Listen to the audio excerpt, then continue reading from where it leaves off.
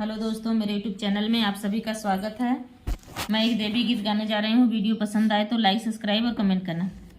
रोवैला मालिया हो रोवैले मालिनिया हो के कर छोकड़ा, हो के कर छोकड़ा, हमारा फूलवा दहेड़न के कर छोकड़ा, हमारा फूलवा दहेड़न के कर छोकड़ा।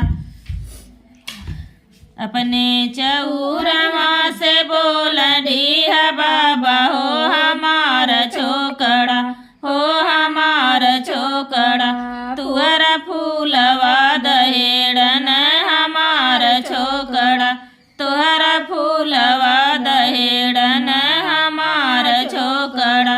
रोवैला मालिया हो रोवैले मालिनिया के कर छोकड़ा, हमारा फूलवा दहेड़न के कर छोकड़ा, हमारा फूलवा दहेड़न के कर छोकड़ा।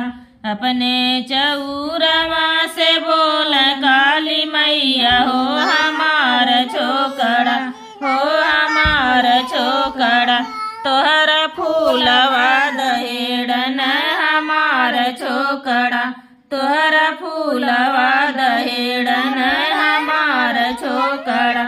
रोवैला मालिया हो रोवैले मालिनिया के कर छोकड़ा, हमारा फूलवा दहेड़न के कर छोकड़ा, हमारा फूलवा दहेड़न के कर छोकड़ा।